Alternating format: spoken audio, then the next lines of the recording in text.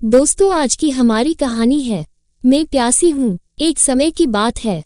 रात के 12 बज चुके थे। दुनिया के पर्दे से स्वप्न की रानी झांक रही थी। मल्लार रागिनी का आलाप लिए वर्षा तब पृथ्वी के सिरहाने उतर आई थी। घर द्वार तरु पल्लवों में उसके पैरों की हरियाली छाप पड़ने लग गई थी। उस हरियाली ने बूढ़े बटके नीरस हृदय तक को सजीवता के साथ ही साथ रसपूर्ण भी कर दिया था। वर्षा की इस अलसाए हुई संध्या ने कृष्ण के निद्रालु चित्त में नवीनता का मोहक मंत्र फूंक दिया। वह धीरे धीरे सहाना के कमरे की ओर बढ़ा। बहुत दिनों के बाद द्वार को और पीठ किए वह आईने के सामने खड़ी बालों को संवार रही थी। बालों के गुच्छे कमर पर लहरा रहे थे। साड़ी का आंचल जमीन पर लौट रहा था। उसके ओठों पर हल्की सी मुस्कान थिरक रही थी, वही रूप यौवन की मुस्कान। सहाना, उसकी पीठ पर हाथ रखकर प्यार से कृष्ण ने पुकारा। आप। चंचल हिरनी की तरह वह लौटकर खड़ी हो गई। तुम तो शीला हो। सहाना, मेरी सहाना को तुम लोगों ने कहाँ भगा दिया? मैंने। किंतु दूसरे पल शीला सहम कर बोली, वे तो घर में ही है, नीचे कुछ कर रही है। फिर तुम उसके कमरे में उसी की तरह इस आईने के सामने क्यों खड़ी थी? शीला के लिए यह एक अद्भुत प्रश्न तो था ही, और जो कुछ था वह था अपमान और तिरस्कार। फिर भी उसकी शिक्षा ने उसे आपे से बाहर होने से रोका। कौन सी भयानक स्थिति ने कृष्ण जैसे गंभीर प्रकृति के मनुष्य को इस तरह विचलित कर दिया है? इस बात को सोचकर शीला सिहर उठी। वह हट गई। कृष्ण पत्नी के सामने जाकर खड़ा हो गया, एक दीर्घ श्वास की तरह। कहाँ थी तुम? सहाना जल्दी से हल्कू के उन नन्हे प्यारे हाथों को छोड़कर जरा हटाई। वह जानती थी कि उसी दुखी असहाय शिशु को लेकर उसकी गृहस्थी में कैसा तूफान उठा हुआ है। तुम मेरे साथ साथ रहा करो सहाना। पति की उन व्याकुल बाहों में अपने को सौंपकर वह उसका मुंह निहारने लगी। समुद्र सा अथाह विस्मय उसके सामने था। बच्चा रोने लगा। इतनी देर के बाद कृष्ण की दृष्टि हल्कू पर पड़ी। इसी के लिए आज तुम मुझे भूल रही हो? मेरी ये दशा हो रही है, सारे अनिष्ट की जड़ यही है। अच्छा ठहरो। कृष्ण ने बालक को उठा लिया। शायद उसे फेंकना चाहता हो। उन्मादिनी की भांति सहाना ने बालक को छीन लिया। अपनी छाती से उसे लगाकर हाँफने लगी। उसे दे दो सहाना, वरना आज मुझे कठोर बर्ताव करना पड़ेगा। नहीं नहीं, मेरे बच्चे का खून मत करो, पहले मुझे मार डालो। वह बच्चे को गोद में लेकर जमीन पर बैठ गई। कृष्ण को जिद सी हो गई, मैं उसे लेकर ही छोड़ूंगा। वह उसे छीनने लगा। सहसा उसकी आंखें सहाना की आंखों से मिल गई। सहाना की उस दृष्टि को वह सह न सका। ये कैसी रिक्त सर्वशात दृष्टि है? कृष्ण सिहर उठा। उसके हाथ अपने आप रुक गए। हृदय में प्रश्नों की झड़ी सी लग गई। वह जो गत्यौवना रूपवती नारी मर्द के रूप की प्यास बुझाने के लिए आज सब कुछ खो बैठी है, उसके जीवन के लंबे दिन क्या यूं ही दीर्घ श्वास की नई छोटे से पल में उड़ जाएंगे? अणु परमाणु माता होने के लिए सृजे गए थे। उसे व्यर्थ करने का अधिकार दुनिया में किसी को भी था? शायद जीवन के आरंभ में वह पावन दीप जलाए संतान की प्रतीक्षा में बैठी थी। उसकी उस प्रतीक्षा को निष्फल किसने किया? पति के अभिमान से अंधा बनकर उसके शुद्ध सुंदर मातृत्व को छीन लेने वाला वह राक्षस कौन था? कठोर तपस्या शेष कर जीवन की संध्या वेला में जो रमणी भिखारिन की तरह संतान की भीख मांग रही है, उसकी भिक्षा की झोली आज वह किस चीज से भरेगा? माता की उस मरुभूमि की सी तृष्णा को वह किस तरह तृप्त करेगा? उसकी उस जरा सी शांति संतोष उस अभागे बच्चे को छीनकर क्या पतिपूजा का पुरस्कार वह इसी तरह देगा? कृष्ण की चिंता में बाधा पड़ी। सहाना ने बच्चे को उसके पैर तले डाल दिया। लो, लेते जाओ, आज मैं इसे तुम्ही को सौंपती हूँ। दोनों हाथों से सहाना ने अपना मुंह ढांप लिया। कृष्ण ने एक बार पत्नी की ओर और दूसरी बार बच्चे को देखा, फिर हल्कू को धीरे से उठाकर सहाना की गोद में डाल दिया। जिस दिन उस बालक का अंत हो गया, उस दिन सहाना की आंखों में पानी की एक छोटी सी बूंद तक नहीं थी। दिन एक सा बहने लगा। सहाना का अंदर का परिवर्तन बाहरी जगत से छिपा ही रह गया। शायद जीवन भर के लिए ये सब कामों में योग देती और पति से हंसकर बातें भी करती। केवल दिन में एक बार वह उस नन्हे बच्चे के चित्र को आंखों से लगा देती।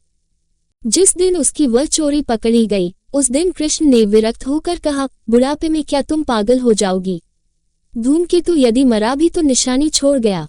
छी, मरे हुए का जरा सा सम्मान करना सीखो। उसकी भी आत्मा थी। सहाना के कंठ में तिरस्कार था। ऐसा तो उस कमीने के लिए आंसू भी बहाना पड़ेगा। फिर इससे तुम छोटे न हो जाओगे। और कुत्ते बिल्ली के लिए किस दिन आंसू बहाना होगा सो भी कह दो। सहाना ने उत्तर नहीं दिया। इन बातों का वह जवाब ही क्या देती। अब जवाब क्यों नहीं देती? क्या इन बातों का उत्तर भी देना है? और मुझी को उन शब्दों में कौन सी सम्मोहनी भरी थी, सो तो कृष्ण ही जाने, किंतु इसके बाद मारे लज्जा के उसकी आंखें झुक गईं। पिछली बातों के स्मरण से शायद उसके मन में अनुताप की छाया सी पड़ी, किंतु दूसरे क्षण वह बलात् ही अस्वीकार करने लगा। वह तो होनहार था। झूठ से समझौता करते करते लोग अपने जीवन की न जाने कितनी अनमोल वस्तुओं को खो बैठते हैं, और शायद इसी से कृष्ण फिर मिथ्या से समझौता करने लग गया। तुम बैठी फोटो देखती रहो और मैं भूखा प्यासा बैठा तुम्हारा मुंह निहारता रहूं, यही कहना चाहती हो ना? मैं तुमसे कुछ भी कहना नहीं चाहती। भोजन कर लो। धन्यवाद। इतनी देर के बाद याद तो आया। वह कह सकती थी कि आजकल भोजन छूने का अधिकार उसे नहीं है। कह सकती थी अब उसके बदले शीला उन कामों को किया करती है, परंतु नहीं, उसने कहा कुछ नहीं, चुपके से बाहर निकल गई। आइए, शीला ने पुकारा। प्रियो के कानों में अमृत की वर्षा हो गई। कैसी दर्द भरी पुकार है, मन में कहा कृष्ण ने। आसन के आगे मिठाई की रकाबी रखे बैठी थी शीला, उसी की प्रतीक्षा में। कृष्ण का अंतर बाहर आनंद संतोष से भर उठा। सारे दिन परिश्रम के बाद घर में भी शांति नहीं मिलती थी। उस तरुणी की सेवा सहानुभूति से कृष्ण बिछड़े हुए दिनों की उसी खुशी के समुंदर में लहराने लगता था। थोड़ी देर के लिए गरम गरम कचौड़ी रकाबी में डालकर शीला ने कहा, इनमें से एक भी न बचे वरना दंड भुगतना पड़ेगा। कृष्ण ने शीला की ओर देखा। उस तरुणी के सारे अंगों से खुशी का झरना सा झरता पाया। कौन सी सजा मिलेगी शीला? कौतुक से कृष्ण ने पूछा। फिर इतनी ही कचौड़ियां और खानी पड़ेंगी। यदि न खा सकूं तो इसी तरह रात भर बैठे रहना पड़ेगा। तुम मेरे सामने रहोगी न शीला? जाए। ये मीठे शब्द बहुत ही मीठे ढंग से कहे गए। कृष्ण चौंक पड़ा और उसके बाद वह एकदम उठकर भागा चोर की तरह। आकुल विस्मय से शीला उसे निहारती ही रह गई। सहाना ने धीरे से पति के सिर पर हाथ फेरा, पूछा, इस समय तुम सोए क्यों? जी खराब तो नहीं है? सहाना, तुम ही मेरी सहधर्मिणी हो और तुम ही रहोगी। दोनों हाथों से सहाना का हाथ पकड़कर वह बार बार कहने लगा। सहाना धीरे धीरे उसके सिर पर हाथ फेरने लगी। क्या वे पुराने दिन नहीं लौट सकते? सहाना। सहाना का हृदय व्यथा से विकल हो पड़ा। कहो सहाना, जवाब दो। तुम्हारे दर्द को मैं और बढ़ाना नहीं चाहती, समझा नहीं? कृष्ण ने कहा। तुम जरा चुपचाप सो जाओ, जी ठीक हो जाएगा। नहीं नहीं, मुझे कहने दो। सहाना, सहाना, मैं जानती हूँ। तुम जानती हो? क्या जानती हो? विराट विस्मय से कृष्ण की आंखें विस्फारित हो रही थी। सब बातों को, किंतु तुम्हारे मुंह से सुनना नहीं चाहती। वह हंसी। कृष्ण का सिर अपने आप झुक गया। कब से जानती हो? कुछ देर के बाद कृष्ण ने पूछा। बहुत दिनों से। तुमने मुझे सावधान क्यों न किया? मुझे अपनी बातों से खींच क्यों न लिया? जबरन भी। किंतु नहीं, मैं ऐसा नहीं कर सकती थी।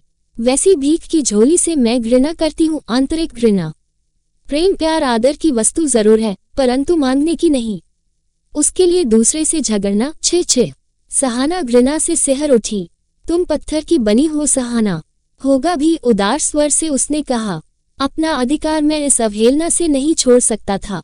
अवहेलना नहीं, घृणा कह सकते हो। मैं कहती थी ये सब बातें तभी हट सकती हैं जबकि अधिकार को कोई छोड़ देता।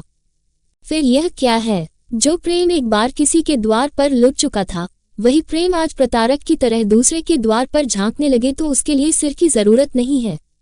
अधिकार मन की चीज है। प्रेम के उसको छीन लेने की शक्ति विधाता को भी नहीं है। फिर हम तो आदमी ही ठहरे। सहाना उठी। अब मैं जाती हूँ, काम पड़ा है। काम करते करते शिशुकंठ के मीठे गीत से अनमनी सी सहाना द्वार पर आकर खड़ी हो गई। गीत गा गाकर नन्हे नन्हे बच्चे देश के लिए भीख मांग रहे थे। सहाना पलकहीन नेत्रों से उन्हें देखने लगी। माताजी, एक ने पुकारा। इन झोलियों में कुछ डाल दो माताजी। दूसरा बोला।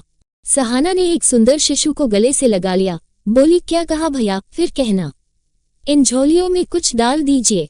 नहीं नहीं, उसी तरह फिर पुकारो, माताजी, और छोटे शब्दों में, माँ। फिर पुकारो, माँ माँ। वह कान लगाकर सुनने लगी। माँ माँ।